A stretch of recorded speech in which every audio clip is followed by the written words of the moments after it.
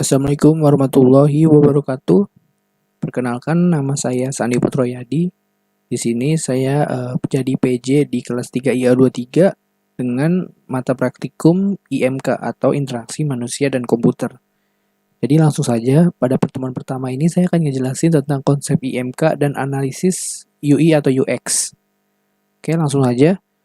Untuk bagian pertama di sini saya akan ngejelasin ada interaksi manusia dan komputer atau definisinya. Lalu kedua ada user interface dan user experience. Lalu ketiga ada metode user experience dan model user experience. Selanjutnya, pengertian IMK sendiri itu adalah suatu hubungan antara manusia dan komputer meliputi perancangan serangkaian proses, dialog, evaluasi, serta implementasi antarmuka pengguna komputer. Lalu tujuan dari IMK itu adalah untuk memudahkan manusia dalam mengoperasikan komputer.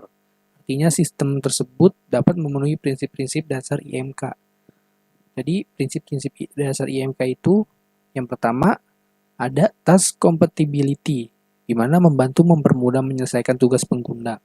Lalu kedua ada product compatibility, artinya itu aplikasi harus sesuai dengan produk aslinya. Contohnya bisa kalian baca lagi nanti di PowerPoint-nya. Yang ketiga ada workflow compatibility. Jadi itu dia menyesuaikan alur penyelesaian tugas dengan mudah. Lalu yang keempat itu ada user compatibility, yaitu antarmuka dibangun berdasarkan karakteristik dari pengguna. Yang kelima ada ease of learning and ease of use, di mana kemudian kemudahan menggunakan aplikasi. Lalu ada simplicity, antarmuka yang efisien dan sederhana. Lalu yang ketujuh ada familiar, atau terlihat seperti aplikasi pada umumnya. Yang ke-8 ada what you see is what you get, di mana mendapatkan hasil yang seperti di layar saat dicetak. Lalu ada 9 ada control, di mana kontrol itu aplikasi perlu dirancang suatu kondisi yang mampu mengatasi berbagai hal tersebut. Lalu ada flexibility, rancangan membangun berbagai solusi untuk setiap masalah sehingga tidak merasa dibatasi. Lalu ada 11 ada responsive, di mana semakin cepat atau semakin responsifnya itu aplikasi, maka semakin bagus. Lalu yang ke-12 ada protection, jelas karena kenyamanan atau keamanan pengguna untuk membuat aplikasi itu penting. Lalu selanjutnya ada 13 ada robustness, di mana antarmuka itu perlu memiliki error handling yang sopan dengan kata dan gambar yang user friendly. Lalu ada direct manipulation, di mana aplikasi dirancang dapat disesuaikan dengan kebutuhan pengguna. Lalu yang ke-15 itu ada invisible technology, di mana memiliki kelebihan tersembunyi pada fiturnya. Nah, jadi perbedaan user interface dan user experience itu apa sih? Ya kan, kalau kalian ingin bertanya, jadi untuk user interface itu lebih menekankan kepada desain antarmuka, seperti pengaruh warna, icon, dan lain-lain pokoknya. Jadi kayak tampilan apa yang kita lihat di aplikasi tersebut. Nah, perbedaannya dari user experience, jadi kalau user experience itu, kalian lihat saja dengan kata experience ya kan, kalian menekankan kepada pengalaman pengguna. Jadi, user interface itu tampilannya, experience itu adalah pengalamannya. Jadi kayak kalian sudah menggunakan aplikasi ini sehari misalnya. Kalian kan ngerasa, ini aplikasi nyaman banget di mata dengan warna gitu ya kan. Warnanya adem, maksudnya mata tuh nggak terlalu perih kalau ngelihat terlalu lama. Nah, itu experience, jadi pengalaman yang kalian alami selama kalian menggunakan aplikasi tersebut. Lalu selanjutnya di bagian 2 itu adalah pengenalan struktur navigasi dan analisis UI atau UX. Nah, di sini template untuk IMK kalian bisa download di sini linknya kalau kalian ingin download. Nah, untuk struktur navigasi atau sitemap atau navigasi. Jadi struktur navigasi itu seperti kalian tuh peta pada aplikasi tersebut. Kayak misalnya di aplikasi itu ada tombol home. Ketika kita pencet tombol home, maka muncul nih menu-menu lain, yaitu ada promo. Misalnya ada scan to pay, ada merchant, ada login, ada daftar. Jadi itu kayak peta aja, peta kalian mau kemana. Nah, ini tapi adanya di aplikasi, yaitu struktur navigasi namanya. Jadi ada level 1 sama level 2. Level pertama yaitu tombol pertama yang kalian lihat. Jadi kalau kalian pencet, maka itu level kedua. Misalnya, kalau kalian pencet lagi, misalnya kalian pencet di promo nih, berarti level 2 ke level 3. Di dalam promo itu misalnya contohnya ada tulisan promo atau info lagi. Jadi ada menu terus ada submenunya lagi gitu.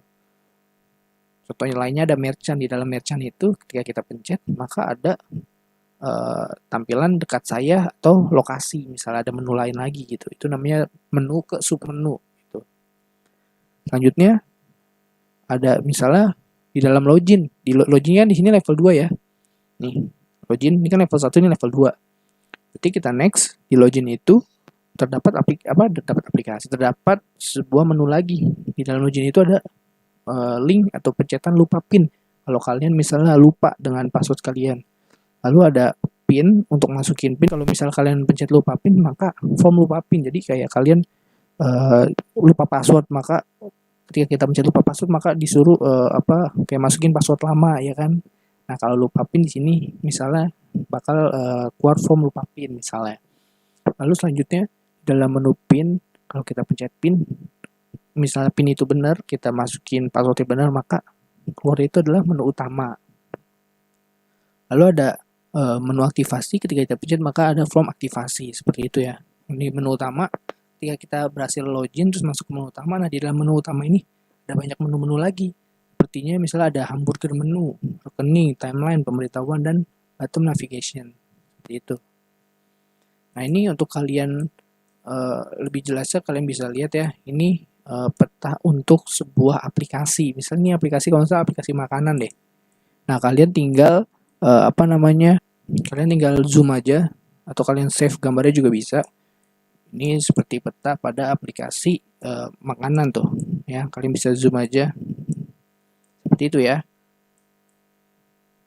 Nah, selanjutnya tugas. Jadi tugas kalian itu bikin seperti ini, struktur navigasi pada aplikasi yang nanti akan saya kasih tahu. Jadi aplikasinya itu nggak boleh nggak boleh aplikasi apa aja, nggak boleh. Jadi saya kasih tahu ada 4 aplikasi yang bisa kalian pilih ya kan. Saya nggak tahu, nanti saya infoin lagi nih bikinnya tuh sekelompok atau enggak, saya nanti infoin lagi. Pokoknya kalian ngeliat video ini untuk gambaran aja ya. Tugasnya membuat struktur navigasi pada aplikasi yang sudah ditentukan di atas. Ada aplikasi KRL Akses, ada info BMKG, ada tiket kapal, cek cara beli. Ini ada, pokoknya kalian search aja aplikasi ini di Play Store atau App Store kalian. Lalu ada iPusnas. Nah, ini kalau nggak salah tugas kelompok ya, tapi saya nanti infoin lagi. Jadi ini ada gambaran aja buat kalian. Ini tugasnya kalian bikin struktur navigasi lengkap seperti ini ya. Bentar, ini saya close dulu notes-nya. Nah, ini ya. Jadi di dalam aplikasi itu misalnya ada home. Home itu ada ini, menunya. Terus ketika kita pencet menu promo, keluarnya ini. Misalnya scan to pay nggak ada, ya udah biarin aja, berarti yang ada aja. Misalnya merchant gini, terus di dalam login ada seperti ini, menu utama keluarnya ini, ada banyak menu-menunya. Ya kan, seperti itu ya. Kalian bikin struktur navigasi sesuai sama aplikasi yang seperti ada 4 aplikasi ini gitu. Itu untuk activity-nya. Lalu untuk LA-nya itu sama, masih menggunakan 4 aplikasi itu. Jadi tugas LA-nya itu adalah membuat review UX dari aplikasi yang ditentukan dan ditemukan sebuah kasus yang tidak memenuhi prinsip IMK gitu. Misalnya jelaskan dan screenshot tampilannya. Misalnya seperti ini. Contohnya. Jadi di sini di UX atau prinsip-prinsip IMK, yaitu namanya workflow compatibility. Jadi kalian pilih 5 prinsip yang ada di IMK, lalu kalian pilih kalian review tuh 5 prinsip itu. Misal di sini saya milihnya yang workflow compatibility. Nah, kalian jelasin nih pada termuka pengguna UI menu promo memiliki 2 sebuah tab. Ada promo dan info. Hal ini menimbulkan ambiguitas terhadap keduanya, di mana promo dan info memiliki isi yang sama, misalnya gitu. Lalu kalian cari lagi, misalnya di sini ada prinsip IMK yang belum terpenuhi, misalnya di aplikasi ini tuh prinsip apa aja sih yang belum terpenuhi di prinsip IMK. Misalnya ada 3 nih, ada product compatibility, ada workflow compatibility. Kan setiap aplikasi itu nggak sepenuhnya 15 prinsip itu ada di satu aplikasi. Jadi kalian bisa cari apa sih yang belum terpenuhi prinsip-prinsip IMK. yang yang ada di aplikasi ini. Misal ini contoh aja ya. Misalnya contoh itu penjelasannya itu seperti merchant memiliki dua buah tab dekat saya dan lokasi yang tidak saling terhubung. Keduanya tidak dapat memberikan interaksi lebih lanjut. Seperti itu. Ini untuk contohnya aja untuk LA. Ya, jelas ya, jadi LA-nya itu membuat review UX dari aplikasi yang ditentukan dan temukan sebuah kasus yang tidak memenuhi prinsip IMK. Lalu jelaskan dan screenshot tampilannya. Oke, kalau misalnya dari kalian yang nanya, Kak, bagaimana untuk membuat struktur navigasi ini pakai apa sih aplikasinya? Kalau saya sendiri nggak pakai aplikasi, saya tuh pakai web Draw.io. Kalian search aja di Google seperti ini, nih Draw.io. Terus kalian bikin programnya, nama filenya seperti biasa, pokoknya kayak bikin file baru gitu. Terus kalian tinggal pilih deh general nih, ada simbol-simbolnya, kalian tinggal pilih aja, samain sama kayak yang di struktur navigasi. Kayak gini ada garis, ada apa line ya, ada line, ada kotak. Tinggal kalian sesuaikan aja. Seperti itu. Tinggal gitu ya. Misalnya di sini pakai line yang ini. Tinggal dipasang-pasangin garis aja bisa. Tinggal kalian sesuaikan tuh. Seperti ini. Kalian bikin garis lagi. Atau kalau kalian misalnya ribet, nggak mau pakai ini, kalian juga bisa di Microsoft Visio. Gitu-gitu. Ini untuk contoh aja. Jadi kalau saya buat sebuah diagram atau navigasi itu saya pakai Draw.io.